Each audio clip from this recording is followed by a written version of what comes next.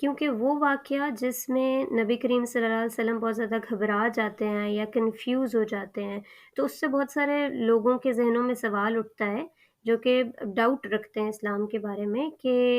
اگر کوئی شخص خود ہی کنفیوز ہے تو ہم اس کی ٹیچنگز پر کس طرح سے بلیو کریں، یا اگر ان کو اپنے نبی ہونے کی کنفرمیشن کسی ایک جیو یا کرسچن کے پاس جا کر لینی ہے، تو پھر یہ نبوت کیسی ہوئی کہ جس میں ایک کلیئر کمیونیکیشن ہی نہیں ہے اللہ تعالیٰ کی طرف سے۔ اور ہم نے حضرت موسیٰ کے واقعے میں بھی دیکھا تھا کہ اللہ تعالیٰ جب کسی کو نبوت سے سرفراز کرتے ہیں تو وہ ایک بڑی اس کی الگ شان ہوتی ہے، اور اللہ تعالیٰ اس کو انشور کراتے ہیں کہ نبی تک اللہ تعالیٰ کا میسج بھی کلیئرلی پہنچ جائے، اور پھر وہ اس ذمہ داری کو اٹھانے کے لیے اللہ تعالیٰ ان کو پہلے سے پریپیئر کرتے ہیں۔ تو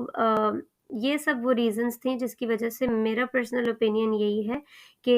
جو قرآن پاک میں ڈسکس ہوا ہے کہ نبی کریم صلی اللہ علیہ وسلم نہ بھٹکے ہیں نہ بہکے ہیں، اور جو بھی انہوں نے دیکھا ہے دل نے بھی اس کی تصدیق کی ہے، اور اس میں کسی کنفیوژن، کسی خوف، کسی بھی اس قسم کی چیز کا ذکر نہیں ہوا ہے۔ اور ایک اور چیز جو اکثر مینشن کرتے ہیں لوگ کہ آپ صلی اللہ علیہ وسلم جیسے لوگ چلا کاٹنے جاتے ہیں، مراقبہ کرنے جاتے ہیں، تو وہ اسی نوعیت کی کوئی چیز تھی جس کے لیے وہ غار حرا میں چلے جاتے تھے، جبکہ قرآن پاک سے اس کی تردید ہوتی ہے جب اللہ تعالیٰ کہہ رہے ہیں وما ينطق عن الهوى، وہ اپنی خواہش سے کچھ نہیں بولتے، یعنی it wasn't a thing that Prophet صلی اللہ علیہ وسلم was seeking, that he was looking for، یا وہ کوئی ایسا چلا مراقبہ نہیں کر رہے تھے کہ انہیں نروان حاصل ہو جائے یا نبوت حاصل ہو جائے۔ نبوت تو چیز ہی ایسی ہے کہ اللہ تعالیٰ صرف اس کو دیتے ہیں جس کے لیے وہ خود پسند کرتے ہیں، یہ ٹوٹل اللہ تعالیٰ کی چوائس پر ہے۔ تو اس میں جو نبی کریم صلی اللہ علیہ وسلم غار حرا میں جاتے تھے، وہ بھی ہم نے لاسٹ ٹائم دیکھا کہ حدیث میں ہی آتا ہے کہ رسول اللہ صلی اللہ علیہ وسلم اکیلے نہیں جاتے تھے، بلکہ حضرت خدیجہ اور ان کے بچے بھی ساتھ جاتے تھے، اور کچھ اور لوگ بھی ہوتے تھے، کیونکہ جب رسول اللہ صلی اللہ علیہ وسلم واپس نہیں آئے کچھ دیر تک، تو حضرت خدیجہ نے کچھ لوگوں کو بھیجا کہ آپ صلی اللہ علیہ وسلم کی خیریت دریافت کریں۔ تو یہ تو ایک سمری تھی پچھلے سیشن کی، اور آج کا سیشن ہم سٹارٹ کرتے ہیں۔ اس میں ایک تو ہم یہ دیکھیں گے کہ اللہ تعالیٰ جب کسی بھی انسان سے کلام کرتے ہیں اور اسے نبوت کا رتبہ دیتے ہیں، تو پھر کس طریقے سے اللہ تعالیٰ کمیونیکیٹ کرتے ہیں۔ تو سورہ شورہ میں آتا ہے آیت نمبر 51 میں وَمَا كَانَ لِبَشَرٍ أَن يُكَلِّمَهُ اللَّهُ إِلَّا وَحْيًا، کہ کسی بھی انسان سے جب اللہ تعالیٰ کلام کرتے ہیں تو یا تو وہ وحی کے ذریعے کرتے ہیں، او من وراء حجاب، یا پردے کے پیچھے سے، جیسے حضرت موسیٰ علیہ السلام سے ڈائریکٹ اللہ تعالیٰ کلام کرتے تھے لیکن پردے کے پیچھے سے، او یرسل رسولا فیوحی باذنی، یا ان کی طرف ایک پیغمبر یعنی پیامبر کو بھیجتے ہیں، یعنی کہ ایک میسنجر کو بھیجتے ہیں، جو رسول اللہ صلی اللہ علیہ وسلم اور دیگر پیغمبروں کے معاملے میں وہ جو پیامبر تھے وہ حضرت جبرائیل علیہ السلام ہیں، جو کہ اللہ تعالیٰ کا میسج لے کر آتے ہیں اور وہ نبی تک پہنچاتے ہیں۔ تو رسول اللہ صلی اللہ علیہ وسلم کے ساتھ بھی یہی معاملہ ہوا کہ پہلے حضرت جبرائیل علیہ السلام کا انٹروڈکشن کروایا گیا، پھر قرآن پاک یہ بتاتا ہے کہ وہ قوی اور امین ہے، ہی از ریئلی اسٹرانگ، پاورفل، اور اس کے ساتھ ساتھ very honest in fulfilling his duty. تو وہ اس لیے بتایا جاتا ہے کہ کوئی کسی اور قسم کی انٹرفیئرنس نہیں ہے اس تمام ٹیچنگز میں جو وہ نبی کریم صلی اللہ علیہ وسلم تک پہنچا رہے تھے۔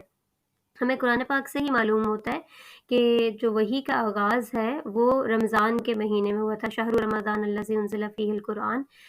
سورہ بقرہ میں جو آتا ہے کہ رمضان وہ مہینہ ہے جس میں قرآن نازل کیا گیا، اور رمضان میں ہی شب قدر بھی ہوتی ہے، تو انا انزلناہ فی لیلۃ القدر، تو بہت اور اس کے علاوہ انا انزلناہ فی لیلۃ مبارکہ، تو قرآن پاک یہ تین مختلف آیات ہیں جس سے معلوم ہوتا ہے کہ قرآن کے جو نزول کا آغاز ہے وہ شب قدر یا رمضان میں ہوا تھا۔ اور جو اعتکاف کی عبادت ہے وہ ہم نے دیکھا تھا کہ وہ دین ابراہیمی کا ایک حصہ تھا اور وہ پہلے سے چلی آ رہی تھی، تو اب چونکہ مکہ میں یعنی جو حرم کے ارد گرد کا علاقہ تھا اس میں بہت زیادہ شور شرابہ، کچھ مختلف قسم کی عبادات اور بت اور گانے بجانے اور یہ سب چلتے تھے، تو اس لیے دین حنیفی کے جو پیروکار تھے وہ اب پہاڑوں کی طرف نکل جاتے تھے تاکہ وہ زیادہ فوکس ہو کر اللہ تعالیٰ کی عبادت کر سکیں یا وہ اعتکاف کر سکیں، اور اس میں پھر وہ غریبوں اور مسکینوں کو کھانا کھلانے کا اہتمام بھی کرتے تھے۔ اب رسول اللہ صلی اللہ علیہ وسلم پر جو پہلی ایک مکمل صورت نازل کی گئی وہ سورہ فاتحہ تھی، اور اس کی انڈیکیشن ہمیں خود اس بات سے ملتی ہے جس طریقے سے ہمارا دین یا قرآن پاک مرتب ہے کہ اللہ تعالیٰ نے جب قرآن پاک کو نزولی ترتیب کے علاوہ دوسری ترتیب دی ہے جس فارم میں وہ ہمارے پاس آج موجود ہے، تو اس میں سب سے پہلے جو صورت ہے وہ سورہ فاتحہ کو رکھا گیا ہے۔ اس کے علاوہ یہ کہ سورہ فاتحہ کے علاوہ باقی جتنی صورتیں ہیں اس میں کوئی نہ کوئی مخاطب ہے جس کو ایڈریس کیا جا رہا ہے، کبھی جیوز سے بات کی جا رہی ہے، کبھی کرسچنز سے کی جا رہی ہے، کبھی منافقین سے بات ہو رہی ہے، کبھی مشرکین مکہ سے بات ہو رہی ہے، کبھی مومنین کو ایڈریس کیا جا رہا ہے۔ سو سورہ فاتحہ از the only surah in which nobody is addressed, rather it is a complete دعا فار آسکنگ ہدایت، جس کے لیے لوگ واقعی وہاں پر جو ایک گروپ تھا دین حنیفی پر قائم لوگوں کا، وہ ایک تڑپ اور خواہش رکھتے تھے کہ اللہ تعالیٰ ہمیں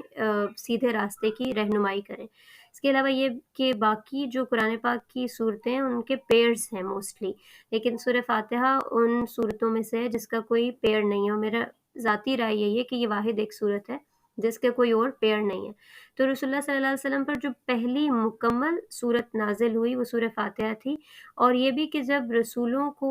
میسج یعنی پیغمبری کے منصب پہ فائز کر دیا جاتا ہے، تو پھر جو پہلا کام کرنے کا ہوتا ہے عبادت کی سینس میں، وہ نماز کا حکم دیا جاتا ہے، جیسے کہ اللہ تعالیٰ نے حضرت موسیٰ علیہ السلام کو بھی دیا تھا، وہیں کوہ طور پر کہا وَأَقِمِ الصَّلَاةَ لِذِكْرِی، اور میرے ذکر کے لیے نماز قائم کرو۔ تو یہی ٹیچنگز ہیں جو رسول اللہ صلی اللہ علیہ وسلم کو بھی دی گئیں۔ دین ابراہیمی کی وجہ سے پہلے سے نماز کا ایک کانسیپٹ ان لوگوں میں تھا اور وہ پڑھ رہے تھے، لیکن اب نماز میں پڑھنا کیا ہے، تو وہ پہلی صورت نازل کی گئی جو کہ سورہ فاتحہ